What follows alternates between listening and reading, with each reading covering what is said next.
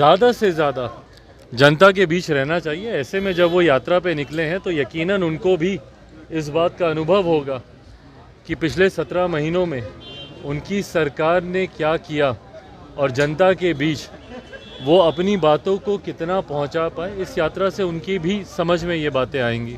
पर कहा जा रहा है कि नीतीश कुमार थके हुए मुख्यमंत्री हैं, जो काम नहीं हो रहा था तेजस्वी यादव वो उनसे करवाया। भाई अब कौन थके हुए थे, कौन नहीं थे, कौन किससे काम करवा पाया, नहीं करवा पाया, ज़्यादा समय नहीं है। चुनाव अब लगभग सर पर ही है। इन तमाम बातों का आकलन इन चुनाव में हो जाएगा। जनता से बड़ा तो और कोई नहीं है इन बातों का फैसला लेने के लिए। तो जब हम लोग चुनाव की दहलीज पर हैं तो कौन थके हुए हैं, किसने कार्य किया, किसने कार्य नहीं किया, 17 साल में क्या हुआ, 17 महीने में क्या हुआ, 35 सालों में क्या हुआ, क्या नहीं हुआ, इन तमाम बातों का आकलन जनता के द्वारा इसकी समीक्षा की जाएगी और परिणाम भी जल्द सामने आ ही जाएंगे।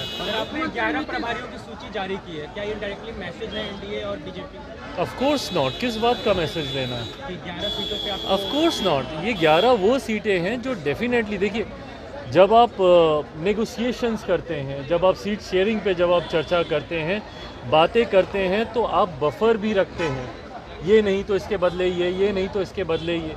समीकरण के हिसाब से कई ऐसी सीटें हैं जो आपको लगता है, आपके जनाधार के हिसाब से, आपके संगठन के हिसाब से, जो आपको लगता है कि समीकरण जिसमें आप चुनाव लड़ रहे हैं उसमें वो सीटें आपके खाते में आ सकती हैं, या जो सीटें हैं अगर अदला बदली होती है तो कौन सी आ सकती हैं। और ये तो अभी 11 की ही बात है, बाकी की भी जितनी सीटें हैं 40 के 40 सीटों पर हम लोगों के लोकसभा हम लोग के चुनाव प्रभारी उन लोकसभा में जाएंगे। और मैं बार बार इस बात को कहता हूँ कि मैं सिर्फ अपनी सीटों पर ही ध्यान दूँ। अगर आज की तारीख में अगर मैं एनडीए गठबंधन में हूँ, भाजपा के संगठन का मुझे लाभ ही नहीं मिले तो मेरा उस गठबंधन में होने का क्या फायदा? चिराग पासवान की बात तेजस्वी यादव से हुई है? नहीं भाई, हमारी क्यों बात? कहा जा रहा है कि तेजस्वी यादव चिराग पासवान की सेटिंग हो गई है और चिराग पासवान भाई जो लोग ये बातें कह रहे हैं और जो लोग इस तरीके का भ्रम फैलाने का प्रयास कर रहे हैं, मैं पुनः उन लोगों से आग्रह करूंगा कि गठबंधन की मर्यादा को समझें। व्यक्तिगत द्वेषों को, व्यक्तिगत मतभेदों को, गठबंधन को इसका नुकसान पहुंचे ऐसा कोई कार्य किसी भी गठबंधन के सहयोगी को नहीं करना चाहिए। और जिस दल के द्वारा और जिन नेताओं के द्वारा ये बातें कही जा रही हैं उनसे मेरा रिश्ता भी है, वो मेरे रिश्ते में मेरे आदरणीय हैं।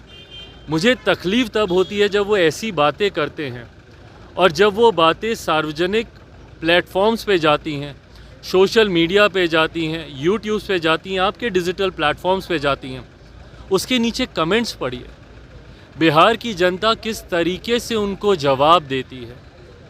भाई मुझे भी अफसोस होता है क्योंकि मेरे परिवार के वो लोग हैं, अपने परिवार के सदस्यों के बारे में ऐसे आपत्तिजनक कमेंट्स पढ़कर मुझे भी तकलीफ़ होती है। मैं चाहूँगा कि वो भी इस बात का ध्यान दें, जनता की भावना को वो समझें। जब वो एक उंगली मुझ पर उठाते हैं, आरोप मुझ पर लगाते हैं, तो जनता जिस तरीके से उनको जवाब देती है कमेंट्स में, वो पढ़ें, जनता की भावना का सम्मान करें, गठबंधन की मर्यादा का ध्यान